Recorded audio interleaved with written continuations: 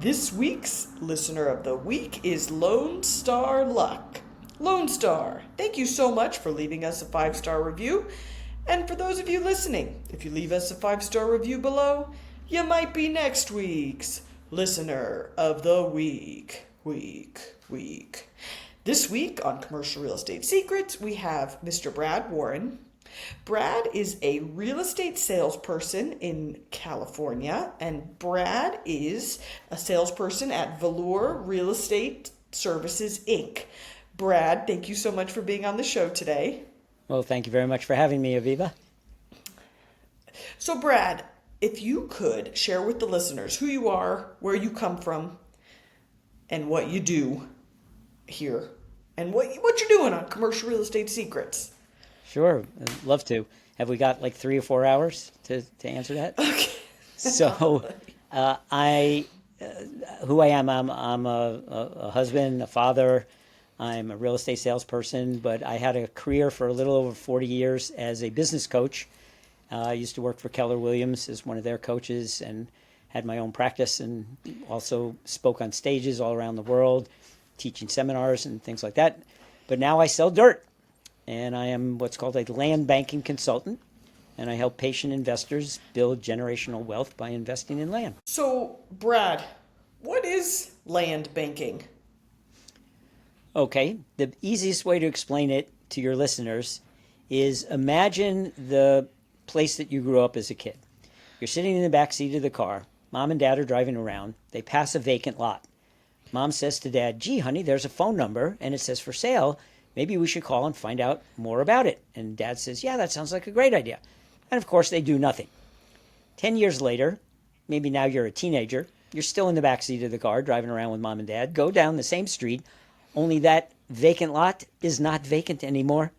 There's a shopping center or a solar farm or a warehouse or something has been built on it. And Mom and Dad are kicking themselves in the rear end going, "Oh my goodness, we could have made a fortune if we had bought it back then and held it and then sold it to the person that built whatever it is that's built there." That's the basic concept of land banking. Buy land when it's cheap. So how long have you...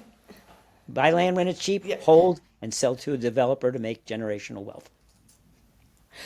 How long, out of curiosity, are you finding the hold periods for to maximize your success in land banking? On average, we tell people who invest with us, expect 7 to 10 years. Does it happen sooner? I could give you an example of a current client, less than 2 years, and they got an offer for a lease, a 35-year lease. That's going to net them about $105,000 per year for 35 years.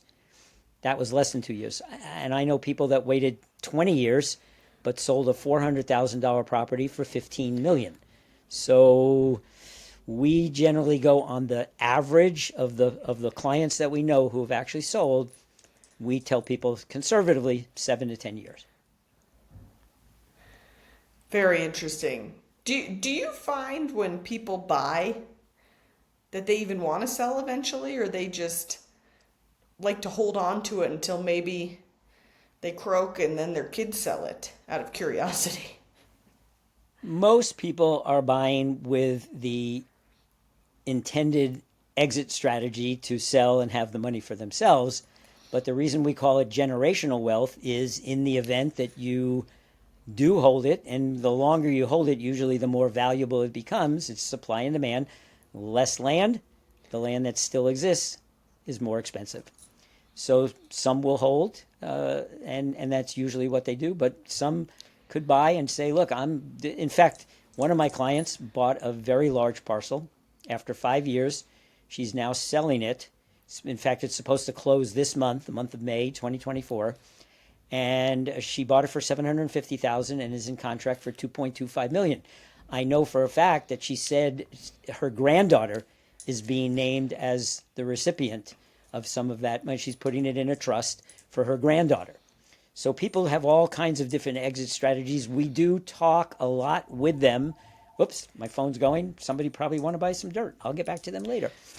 We do, Viva, we do spend quite a bit of time up front with potential clients and potential investors explaining the process, finding out what their needs are, what is the money intended for, can you wait 7 to 10 years, can you wait longer? And we're very clear about that before they even invest. In fact, I've turned away some people. I can think this one couple was in their early 70s and they were going to buy, and I asked them some questions, and oh no, we really want to buy. And then sure enough, the next day they called me back and said, 10 years, we'll be in our 80s.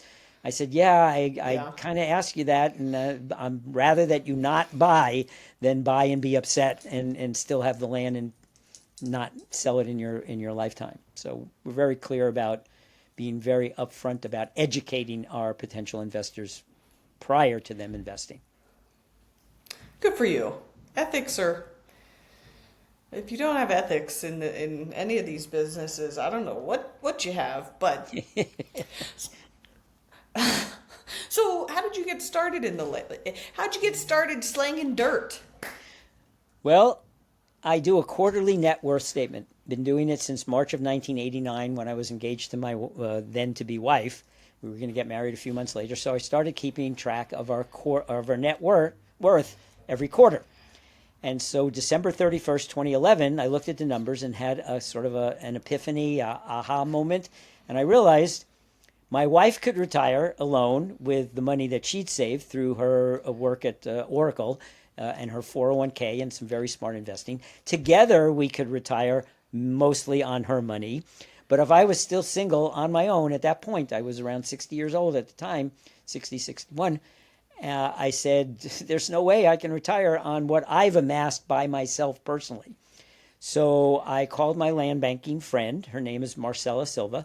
She came to the house with her computer January of 2012 and did her presentation, just like a real estate agent that goes to get a listing for a residential would go to someone's home. My wife at the end got up and walked out, said, no, thank you. I don't like 7 to 10 years. I like my stock market and my mutual funds, and slow and steady wins the race. She walked out of the room. I turned to Marcella. I said, I got enough. Buy me a property. So I bought my first one. It closed in March of 2012. Then I got one in 2013, one in 2014. And then in 2015, my wife wanted to accompany me. Marcella was speaking at a hotel. And investors like myself were supposed to bring friends to introduce to her, and hopefully they invest, and we would get what's called a finder's fee. So my wife says, well, I want to go. I said, sweetie, you already know what I do, and you said you never wanted to do it. She says, no, I'm not going to buy. I'm not going to buy. Maybe I missed something when she presented a few years ago, because you've been going down there. You have these little bags of dirt from the 3 properties that you own. You go to the annual meeting. You're always talking about dirt. A lot of your friends have invested. Maybe I missed something, but I'm not going to buy. Okay, fine. We go, we sit, we listen, and what do you think happens?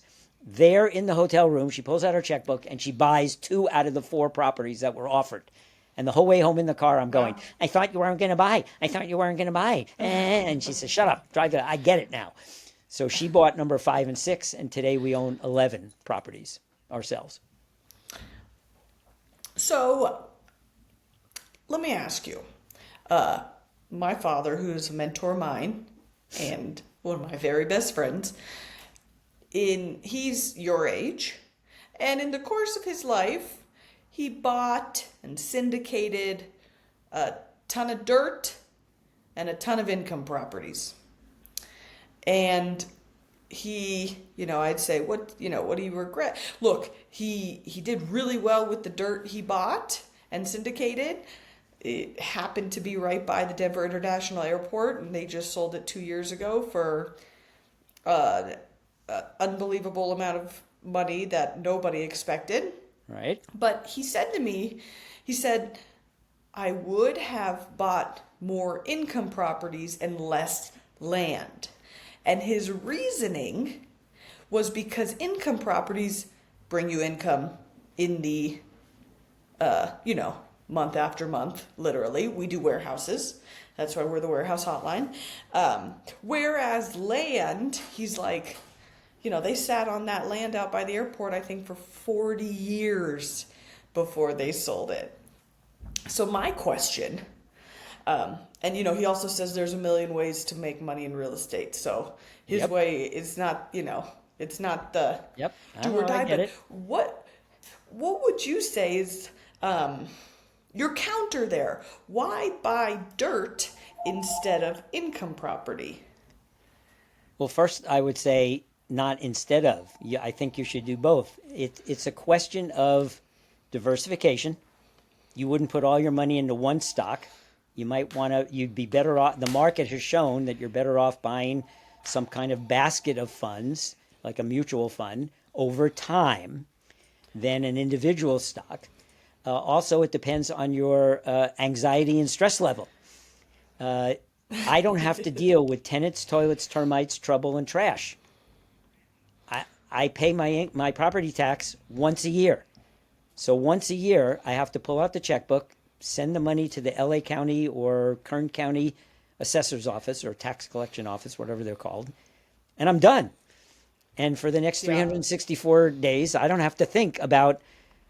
And by the way, I own rental property, and they just told me the other day, oh, the sprinkler system's busted. We got to get someone in. They have to do this, that. Once there was a snake under the house, and they had to call the exterminator to go under there and catch the snake and get rid of it. And another time, a piece of siding blew off. And I could go on and on and on with rental property. Now, I still think people should buy rental property, even with those Sure. problems, those challenges that come up. But you want to be diversified. Marie and I, we've done stocks, bonds, mutual funds. We own, 10-year bonds with the government, very safe and secure. We've done syndications, gas station, strip mall, single family residence, dirt. I mean, we haven't made money and we've lost some money. We've made money. But overall, our portfolio is very nice. And as far as income, we're both retired, through Social Security. So we've got, $5,000 a month in cash flow coming in every month, as long as Uncle Sam keeps Social Security solvent. We've got cash flow. And we have one rental that's fully paid. So we've got cash flow. So for us, we didn't need to worry so much about cash flow. We wanted something that was going to give us a big hit, but we knew it would take a little bit longer.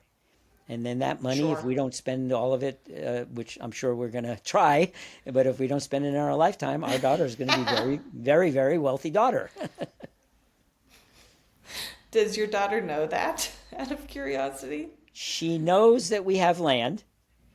She has some idea that it's going to, produce a fair amount of income, but she doesn't really have the numbers and doesn't know that, most of it will go to her unless we decide to take some Sure. really outrageous vacations, like a round the world cruise for, a year for $200,000-$300,000 each. I don't know.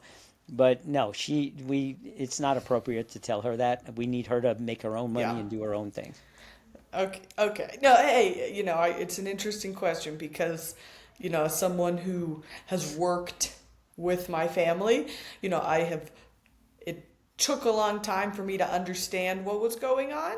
And I see the ramifications of that with my peers and my clients. And you're right. My dad always says, I'm spending it all before I die. And I hope he does. Yeah, But good for him. No, it's generational wealth is a very interesting thing that as a real estate professional, you're in the front seat of watching and dealing with it, and it's got high highs and low lows, and you obviously want to do right for your kids, but you're also not in control, specifically once you go 6 feet under, so it's just interesting. Yep. So let me ask you, site selection, how do you do it for your own personal buys? So the reason why I left my 40 plus year career as a very successful business coach and trainer and seminar leader and went into the business of selling the land is first I became an investor. Then I became a finder, which is a referral partner, and I was making finder's fees. And then eventually got my real estate license and joined the company. And the reason why I like this company, you mentioned ethics before at the beginning. They're very, very, very ethical, very straightforward. And I can't go into detail because we could be here for 35 to 40 minutes, me explaining how we find the land, but we have a very specific process that we use, we meaning the company, has a whole team. It's called the Research and Acquisition Department, and has several people in it. Wow. And all they do 40 hours a week is find the dirt that meets our specifications. And again, I can't go into a big thing, but we do as much risk mitigation up front as possible before we buy the land. And when I say we, our company buys the land first with its own money and then sells it to investors. This is a very different model than a lot of we don't represent the sellers. We actually find land, we get it dirt cheap. There's my one joke that I always like to say. We get the land dirt cheap. A lot of people say, how do you do that? Divorcing couples in California, it's a community property state. When they divorce and they both own the land, maybe they got it from grandma 20 years ago, they either have to buy the other person out or sell it and split the money 50-50. Most of them want to sell it. There's not a ready market for it. We find them. Yeah. We offer them something, nickels, dimes on the dollar. I mean, we're getting a good deal, but they're also getting it free and boom, cash, they're done. And then we sell that land to our investors, still below market, but with enough of an increase to provide cash flow to pay all the people in the research and acquisition department and to give the owner a return, et cetera, et cetera. It's a company, you have to have a profit. But our investors are still getting a piece of land that has been checked out, verified as having no liens, no buried gas tanks, no red-legged salamanders that would prevent development. It's in the path of growth. We show them that. It's a big, long process, but I love the process. I'm very, very confident that all 11 properties that my wife and I own will eventually sell. When is the only question. And that's why we ask people to use what's called patient money that you're not going to need for a hip operation or a Lamborghini midlife crisis or something else. So let me ask you, how has the fluctuation in the debt markets impacted your sales and acquisitions? When you say, could you just describe to me what you mean by the debt market? Sure. Look, it's my understanding that, development, it was very, very hot coming through 2022. Then once interest rates started to pass 5%, 6%, 7%, the numbers didn't start to pencil and shovels and pencils went down. Okay.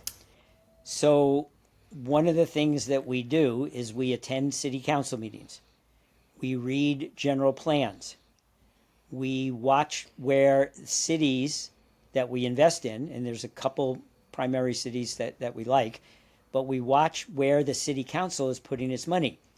So when we see the city council vote to spend $180 million of city money on widening the off-ramps on the major thoroughfare that runs through the city, you kind of got to ask yourself, why are they doing that? Obviously, because there's going to be a lot of development at the four corners of those exit ramps and entrance ramps. So we immediately start to buy up as much land near there as we can because we know something's coming. So follow the money, do the homework, see where things are going. I'll give you another example. These are what we call the 10 economic growth factors. One of them is population increase. Well, in two of the cities that are real close to each other, the two mayors have declared that by the current population of the two cities combined right now is around 420,000. They have said by 2030, which is 6 years away, there'll be 1 million people living in those two cities. That's 2.5 times, right? 400,000 to 1 million is 2.5 time increase in population. Well, where are those people going to live? Housing. So we watch housing.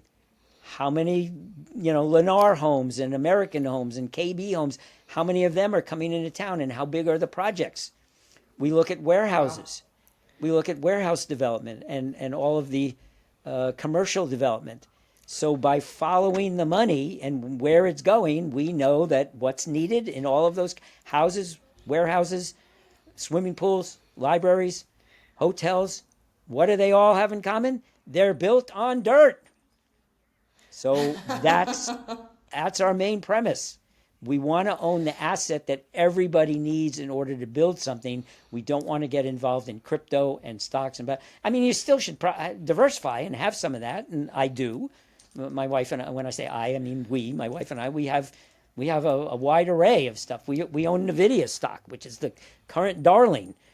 Well, yeah, I bought it at $21 a share. Like 5 years ago, $21 a share. It split 4 for 1. So my 50 shares went to 200 shares. Well, guess what? They're now 1,100. 1,100. It's over 200. Good buy. Yeah, it was a very good buy. And they've announced a 10 for 1 stock split. Hello, thank you very much. Now, of course, the price drops, but then everybody will be able to get in, which will then, of course, make the price go back up again. So, yeah, own a lot of different stuff, including land, in your portfolio. I love it. It's funny. It's like you don't have to be the first person, but you follow the money, you follow the smart ones, and you don't have to be first. So just don't be last. In fact, you almost never want to be first, because what do they say? Pioneers get the most arrows. The guy, the guy at the front, in the jungle in wartime, the point person is the most likely person to get killed. You don't always want to be first. The guy who kicks down the door is always the one who gets shot. Yeah, exactly. So you don't always want to be first, but you want to learn from those people's mistakes and not make the same mistakes. Make new ones, make different ones, get some new learning. But that's why I like this company. We've been around 45 years. The son is the owner. The current owner is the son of the founder, and he's a PhD economist. He has a degree in economy. So you think he knows a little bit about, upside, downside, trends, cycles, all that kind of stuff. Yeah, the guy's brilliant. And I'm learning an incredible amount about dirt. I didn't know there was so much to learn. There's 5 kinds of zoning of dirt. It's not just dirt. It depends on the zoning. Let me give another quick example. Do we have time for one other example? Yeah. So my first purchase was actually mixed use, which is the highest of the 5 kinds of categories. And it was MU4, meaning you could build up to a 4-story apartment building, 4-story hotel, whatever. Well, guess what the city council of Lancaster did for me? They rezoned the land. They rezoned the land. Nice of them. How MU5? Yeah. What does that mean? They can build a 5-story hotel or a 5-story apartment building. They added 1.25 acres to my holding. Instead of me holding, I bought an 1.25 acres times 4 stories is a 5-acre property, basically. Now it's a 6.25 acre property. Do you think I'm going to sell it for the same price as the 5-acre? No, I'm getting 1x more. I made $115,000 by them rezoning my property. Or let me put it this way: the value of my property went up $115,000 just on it being rezoned without me even doing anything. We call that the unearned increment. I didn't do anything to earn that. The city council did me a big favor by rezoning my land. And so that's another way that you can make legacy and generational wealth, is you let the city council do some things to your land and upgrade the zoning. Hey, normally it's just horror stories from the city councils. I like hearing a good That's story. Right.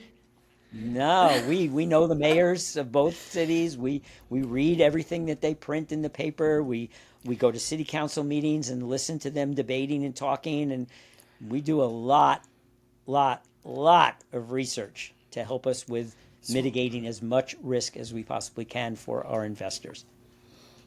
Smart. So, Brad, what makes you happy about what you do, dealing dirt in commercial real estate? Well, I'm a salesperson at heart, have been for decades, so I love the whole selling process. But what really lights my fire, floats my boat, is when Velur gets a letter from a developer addressed to one of my clients, one of my investors. It usually goes through the home office first. And when Marcella, my business partner, calls me up and says, "Brad, are you sitting down?" I was like, "Okay, yes I am. What's up?" "Your clients XYZ, who own property at ABC location just got an offer letter. I just emailed it to you. Yeah, I'm looking at it right now. Oh my God, I can't believe this. 3,500 an acre for 30 acres for 35 years, and that doesn't even include the escalation clause. Yep, I want you to forward this to your clients, and we're going to get on a three-way call. Oh, there's another thing I like about the company. For free, we offer negotiation coaching. So with that client, the married couple, Marcella and I, got on a half an hour Zoom call and explained to them what this meant, what it looked like. We taught them about the escalation clause, which they didn't understand or know about. That added tens of thousands more dollars to their contract.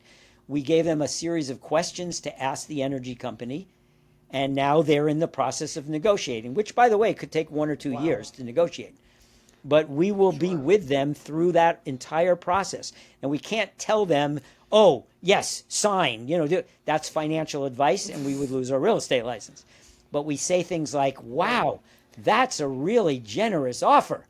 And that usually means, yes, you idiots, that's good. That's as much as you're going to get. Go ahead and sell. But we can't actually outright specifically tell them, don't sell or sell. That's financial advice. We get in a lot of trouble. I love it. It's cool when you win alongside your clients and your yes. Makes the me more very you happy. give, the more you get, and yeah, it's the best. It's So, absolutely Brad. the best. Yeah. Yeah. Where can the listeners find you, follow you, and contact you? They can find me here in California at my house, but in order to get a hold of me, the best and only way is my email. And I picked an email that's my name so that I'll always remember it because hopefully I never forget my own name. Brad@bradwarren.com. BradWarren. Brad@bradwarren.com. I respond even when I'm on vacation. I respond to all emails within 24 hours. I will get back to them. They need to tell me where they heard about me because I like to thank you, Aviva, for having me on your show, and I want to know how they found out about me.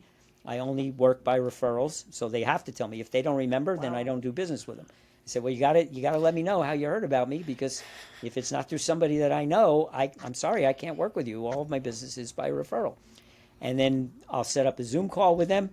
We'll chat. They have to get educated first, as I mentioned earlier. My business partner does a 1-hour presentation that they must watch before they're even allowed to invest with us. And I'll start them down that process, down that road, and follow that process. And eventually they'll hopefully become a client. Brad@bradwarren.com.